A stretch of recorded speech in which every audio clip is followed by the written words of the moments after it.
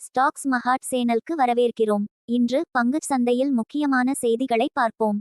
Sensex 259.58 புள்ளிகள் அல்லது 0.36% சரிந்து 71,423.65 ஆகவும், நிஃப்டி 37 புள்ளிகள் அல்லது 0.17% சரிந்து 21,586 ஆகவும் இருந்தது.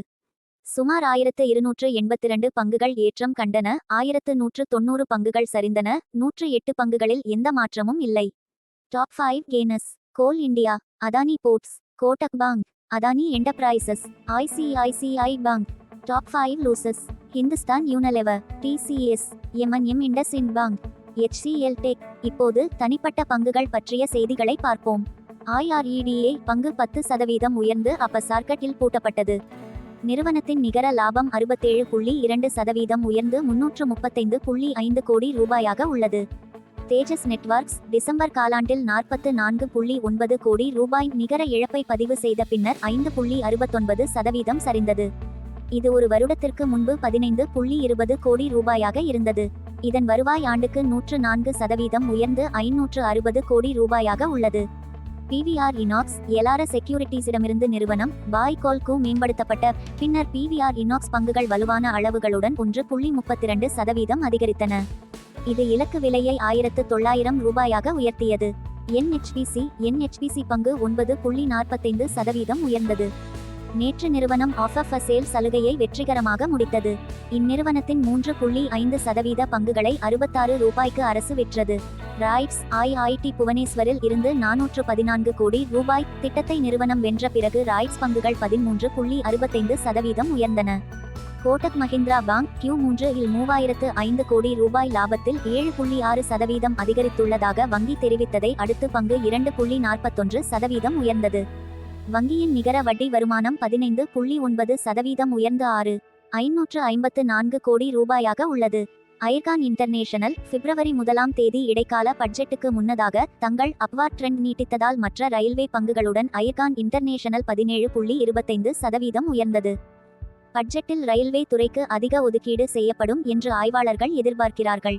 பேடிஎம் 3வது காலாண்டில் நிறுவனத்தின் வருவாய் 38% உயர்ந்து 2850 கோடி ரூபாயாக இருந்ததால் 1.15% லாபம் ஈட்டியது. நிதிச் சேவை வணிகத்தின் வளர்ச்சியால் வருவாய் அதிகரித்தது. RBL பேங்க் RBL வங்கி 1.3% உயர்ந்தது.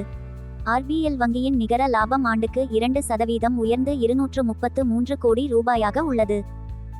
HFCL 5G உபகரணங்களை வழங்குவதற்காக 623 கோடி ரூபாய் ஆர்டர் பெற்றதாக நிறுவனம் கூறியதை அடுத்து HFCL இன் பங்குகள் 12.59% உயர்ந்தன. ICICI பேங்க் நடப்பு நிதியாண்டின் 3வது காலாண்டில் ICICI வங்கி 10,271.54 கோடி ரூபாய் நிகர லாபத்தை பதிவு செய்துள்ளது. இது முந்தைய ஆண்டின் இதே காலாண்டில் 8,312 கோடி ரூபாயிலிருந்து 23.5% அதிகரித்துள்ளது.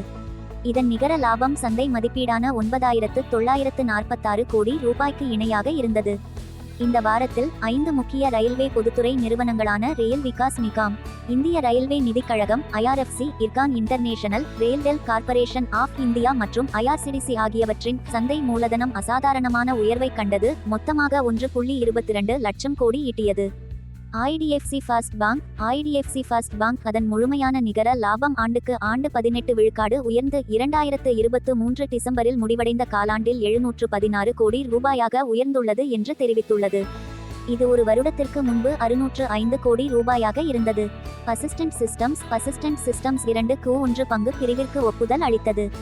ஒரு பங்குக்கு 32 ரூபாய் இடைக்கால ஈவுத்தொகையை அறிவித்தது.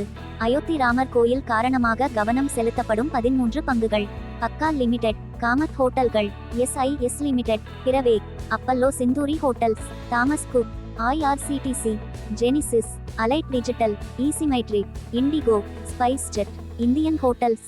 வீடியோவை பார்த்ததற்கு நன்றி. நாளை சந்தை செய்திகளுடன் மற்றொரு வீடியோவுடன் பார்ப்போம். வணக்கம்.